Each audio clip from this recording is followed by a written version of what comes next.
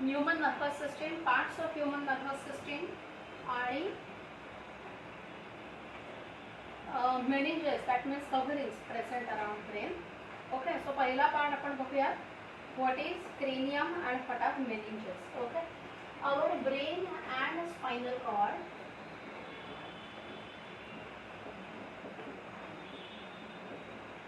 both are covered by meninges. Okay, या दोन्ही या पहिलंच आहे कव्हरिंग आहे. This covering is meninges. These meninges are further covered by a bony structure, that is cranium in case of brain and vertebral column in case of spinal cord, right? Okay, so it has bony covering. Okay, so जेव्हा आपण decide करणार सगळ्यात बाहेर असणार आहे skin. Inside skin there will be bony cranium in head region. This bony cranium will have to break open. Then inside there will be meninges. Okay, these meninges are in the form of 3 layers. The outermost layer is called as dura mater. Middle one is called as arachnoid membrane, and innermost is called as pia mater. Okay, so dura mater, this is not physics of matter, so its the spelling is M-A-T-R. Arachnoid membrane, this is membranous, thin layer, and pia mater. Okay, in between the dura mater and arachnoid membrane there is subdural space, that means a small gap. This is called as subdural space, and in between arachnoid and pia mater there is subarachnoid space.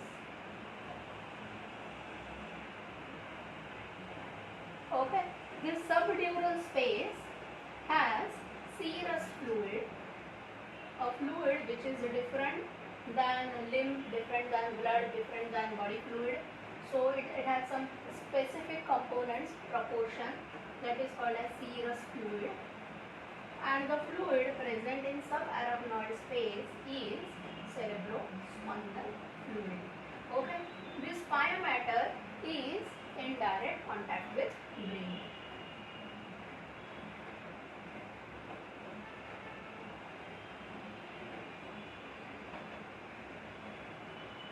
Whereas this dura mater is in direct contact with bony cranium. Is it clear? Okay, so there is a bony case, inside that there is dura mater, subdural space filled with serous fluid, arachnoid membrane, subarachnoid space filled with cerebrospinal fluid, pia mater.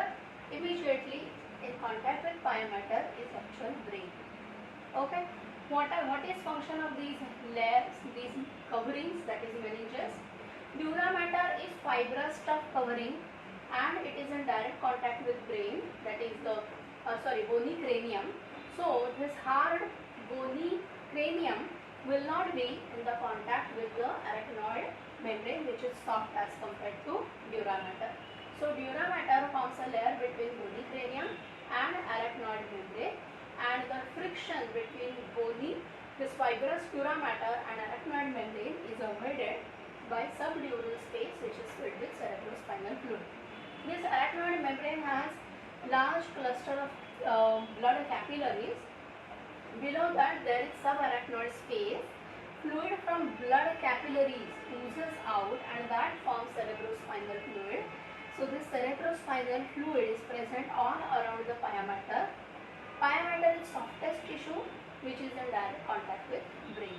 So these meninges protect the brain from some injuries or some physical disturbances which may come in contact with bony cranium. Okay, so vibrations are absorbed in these fluids. Some temperature increase or decrease, that is also maintained. Constant temperature is maintained by these fluids. Okay, and vibrations are absorbed. Okay, so these meninges form even covering around brain as well as spinal cord. Okay, so spinal cord में जो vertebral column है, that vertebral column inside that there are meninges. So spinal cord is also not in direct contact with bony vertebral column. There is layers of meninges which will avoid friction between soft nervous tissue and bony covering tissue. Fine. So central nervous system, brain and spinal cord are parts of central nervous system which lie along mid-dorsal axis. Brain is enclosed within a cranium of the skull, whereas spinal cord occupies vertebral column of the vertebral canal of the vertebral column. Inner to these bony coverings are three protective membranes called as meninges. They protect the brain and spinal cord. Dura mater. It is outermost of non-vascular. Non-vascular means what? It doesn't have connections of blood capillary, thick and fibrous meninges, and is attached to the inner side of cranium. It is separated from underlying arachnoid matter by subdural space filled with sebous fluid. Highlight this. Arachnoid matter is middle thin non-muscular layer connective tissue having web-like appearance. It is separated from the pia mater below by a narrow subarachnoid space filled with cerebrospinal fluid. Pia mater is innermost delicate highly muscular membrane which lies in close contact with central nervous system. Clear? Next paragraph they have given functions of cerebrospinal fluid. You are going to mark functions 1, 2, 3, 4. Cerebrospinal fluid, it is lymph-like extracellular fluid secreted by choroid plexus of pia mater present inner to subarachnoid space in the ventricles of brain within the central canal and spinal cord. Now what are these plexuses? These plexuses are actually clusters of capillaries. Okay, so there is plexus means there is cluster of capillaries, and from this cluster some fluid oozes out, and that fluid is nothing but cerebrospinal fluid. This cerebrospinal fluid occupies cavities present inside brain as well as cavity which is present in the center of spinal cord. Okay, and this fluid acts as blood for the brain. Okay, so inside the brain there is no blood. All the cavities are filled with cerebrospinal fluid. This fluid has various functions exactly same as blood. So it supplies nutrients and oxygen. It supplies soft or hydration of this tissue. It maintains even pressure around and inside brain. It acts as thermoregulator, so maintains proper temperature around and inside brain. Okay, and this cerebrospinal fluid is regularly it is absorbed by blood capillaries, and next lot or new cerebrospinal fluid oozes out. So उसका recycling भी होता है. If there are some dead cells or microorganisms found, then you know that there are macrophages which are there, which act as phagocytic cells, and they clear up all the matter. Okay, so cerebrospinal fluid will carry out all the functions of blood for brain. Okay. The cerebrospinal fluid is secreted by pia mater and choroid plexus. Underline this choroid plexus, bracket में वहाँ पे लिख दो clusters of blood capillaries for your understanding. In answer you have to write choroid plexus only. You cannot write cluster of blood capillary. Okay. The three openings in the roof of medulla oblongata help in draining out of CSF from brain to the outside. Okay. So medulla oblongata के time पे हम देखेंगे वहाँ पे भी एक plexus है. So fluid which oozes out and circulates inside brain comes out through medulla oblongata and again gets absorbed in blood capillary. The meninges and cerebrospinal fluid act as shock absorber and protect the brain and spinal cord from mechanical injuries. So this is first function of CSF. Second, it also maintains constant pressure inside cranium. Third function, it helps in exchange of nutrients and waste between the blood and brain tissue. Next function, it helps to supply oxygen to the brain. Next, it protects the brain from desiccation. Desiccation means drying. That means it provides proper hydration to the cells and avoids drying or desiccation of brain. Okay. Now what is consistency, composition of CSF? It is slightly alkaline fluid with specific gravity 1.005. A total of 100 to 120 cc of CSF is present around the central nervous system. So the quantity is very small. It forms a thin layer of fluid around brain, okay, and it acts as a protective fluid around brain, okay. CSF is released by pia matter inside ventricles or cavities of brain. There is a release of CSF by choroid plexus and ependymal cells. These ependymal cells are present inside spinal cord. In the center of spinal cord there is fluid filled cavity, and this cavity is lined by ependymal cells. So ependymal cell का reference brain में और spinal cord में आएगा. हाँ, at that time we will again come back and refer to this paragraph so that you can correlate. Okay. So अभी ependymal cells उतना ही याद रखो कि it is present in spinal cord and brain, and these cells along with choroid plexus release CSF. Thus the CSF remains enclosed inside ventricles. No, it drains out. It is circulated. What can be the outcome of such situation? Okay, if it remains closed inside, then whatever waste is accumulated will not get recycled. Okay, उसका cleaning नहीं होगा. So it doesn't remain at one location. It keeps on circulating और उसका waste absorb होता है, उसमें oxygen nutrients add होता है, so उसका circulation होता है. Blood brain barrier. Which type of glial cells are involved in blood brain barrier? We have studied this in biliary tissue.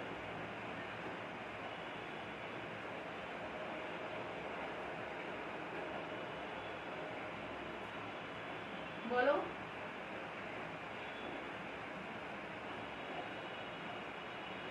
हाँ. Which glial cells are involved in blood brain barrier? Refer that table given on previous page. झोपले का सगळे.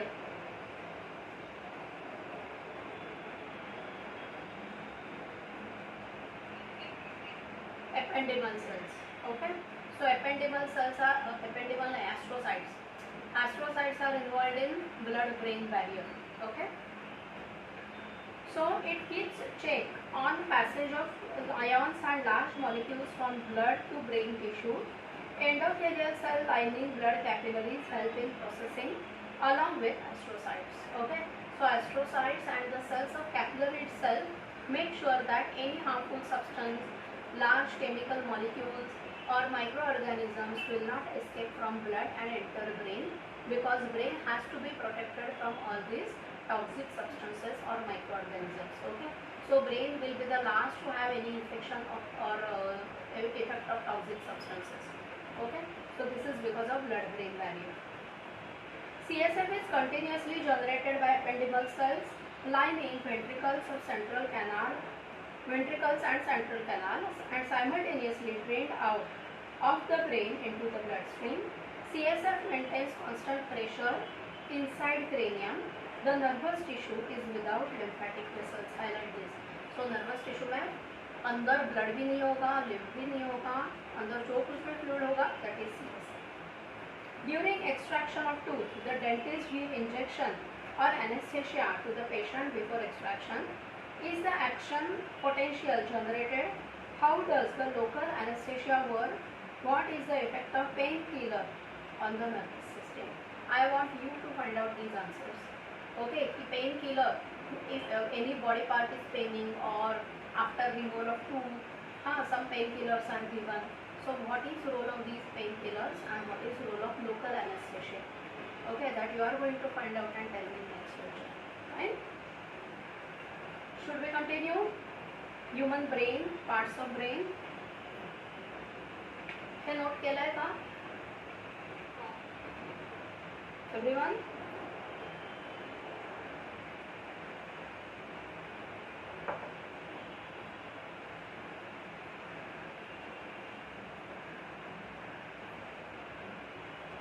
Okay, next we are going to make a nice flow chart similar to page number 191.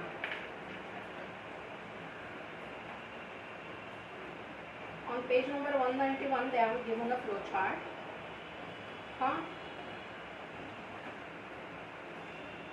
Human brain is subdivided in three parts as forebrain, midbrain and hindbrain. In other living organisms or animals, let's compare human brain with birds or amphibians or reptiles or fishes. So in those organisms, this is called as comparative study, right? Comparative embryology you have studied in evolution. Similarly, comparison of various organs such as heart and brain is also carried out.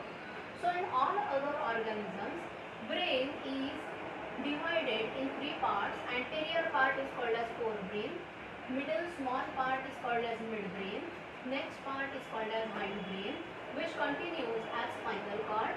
In fishes, amphibians, reptiles, birds, in all these organisms, this anterior part is forebrain, middle part is midbrain, next to it is hindbrain, and this hindbrain continues as spinal cord. Okay. Now fishes have very good sense of smell. Okay. So the part which is related to smell is well developed in fishes. Okay, that is olfactory lobe. Olfactory lobes are very well developed in fishes because fishes have very good sense of smell. Their eyes are very small as compared to their body size, and they do not get proper information through visual impulses. Okay, so their sense of smell is very good. In case of birds, their sense of vision is very good, so their optic lobes are well developed. So in case of these avian birds, optic lobes literally appear like this. They are so well developed. So maybe optic lobes are well developed, therefore their sense of vision is good, or vice versa. Okay. So whichever part of brain is well developed and functional, that stimulus or that region of brain is acting very good. Okay. So birds have very well developed optic lobes. Okay. Whereas in case of humans, forebrain का cerebrum ये जो part है, it is well developed, and it is so well developed and such a large part that the cerebrum covers entire brain, and therefore this midbrain हम ये write करते हैं. So part of forebrain, that is cerebrum, is so well developed that this cerebrum literally encircles entire brain. Okay. So forebrain is not this small, it is very large. और forebrain का कौन सा part large है? Cerebrum. Cerebrum के अंदर यहाँ पे छोटा सा है mid brain. Okay. And then there is a hind brain which continues as spinal cord. Okay. So forebrain is largest part, उसमें भी cerebrum is largest part. So forebrain में और भी कुछ पार्ट्स हैं, राइट? सो सेरेब्रम और forebrain, mid brain, ये यहाँ पे होगा हाइंड ब्रेन, यहाँ पे और यहाँ पे. This is hind brain which further continues as spinal cord. Is it clear? Okay. So now let's understand what are parts of forebrain, midbrain and hindbrain. In fact, entire nervous system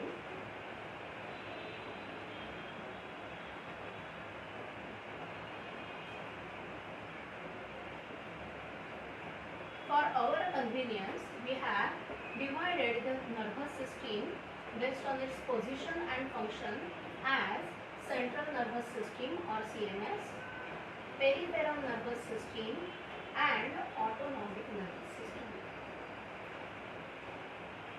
Autonomic nervous system. Central nervous system is made up of brain and spinal cord. Peripheral nervous system is made up of cranial nerves. What are cranial nerves? These are nerves which arise from brain, and spinal nerves which arise from spinal cord. And autonomic nervous system is made up of some autonomic ganglia, and singular is ganglion, plural is ganglia. So it is made up of ganglia and nerves at specific regions in body, and they are autonomic all involuntary actions. Okay, but this autonomic nervous system is also in coordination with central nervous system. So autonomic nervous system does not function on its own, उसको और किसी से लेना देना नहीं है, ऐसा नहीं है. This autonomic nervous system also gets some signals from central nervous system. Accordingly, it also modifies its function. Okay, so these are parts of human nervous system. Now this brain, we will see further divisions of brain and spinal cortex. Okay, so draw this quickly.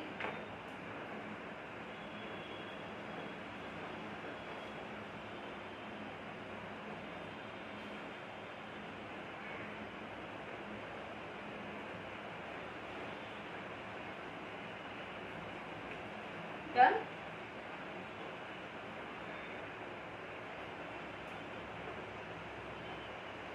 Under autonomic nervous system, there are further two divisions as sympathetic and parasympathetic. We are going to study details of all these.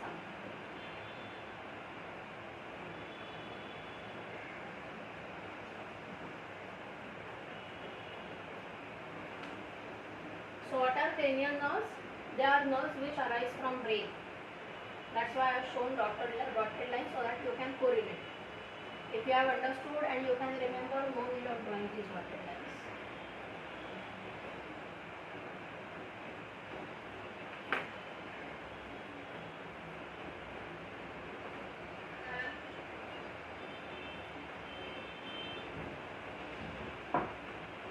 Done? Everyone? Done? करो ना भाई.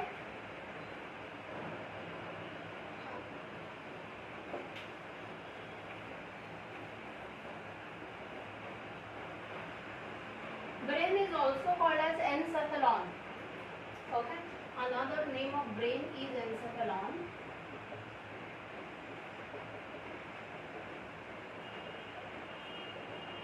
And therefore these parts of brain, that is forebrain, midbrain and hindbrain, they also have names as telencephalon, mesencephalon, thalamencephalon, diencephalon, likewise. Okay, so encephalon means brain. Okay, so brain is divided as forebrain, midbrain and hindbrain.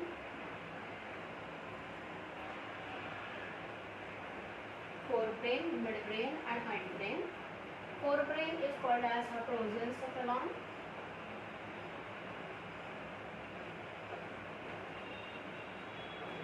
Midbrain is called as mesencephalon.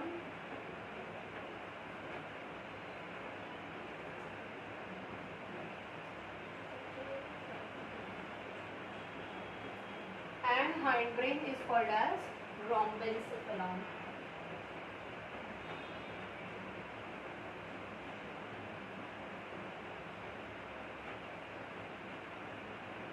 Okay, it is rhombencephalon. Then this forebrain has two parts. One is olfactory lobe. Olfactory means what? Olfactory means sense of smell. Okay, so it has olfactory lobes, that is called as rhinencephalon, and cerebrum, that is called as telencephalon. Okay, so forebrain, olfactory lobe, cerebrum and diencephalon.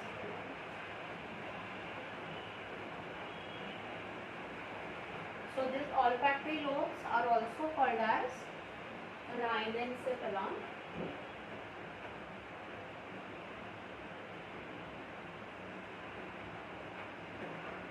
This cerebrum is called as telencephalon.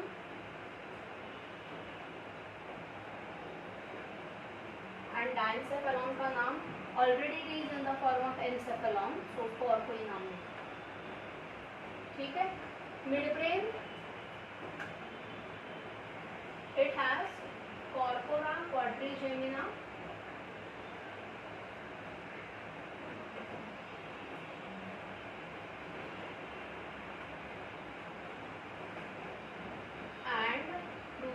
cerebri.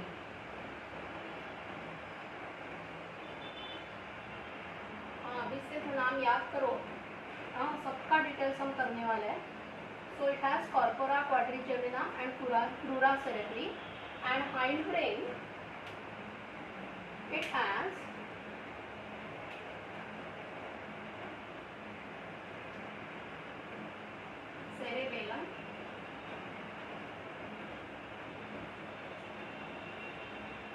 cerebellum, it is structurally similar to cerebrum and therefore the name is also similar, that is cerebellum. Okay, and pons valuoli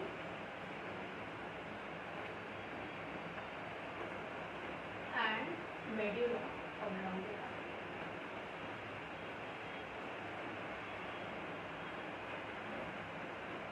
Okay, so it has cerebellum, pons valuoli and medulla oblongata. Okay, medulla oblongata. Cerebellum, sorry, medulla oblongata, myelencephalon. Its other name is myelencephalon.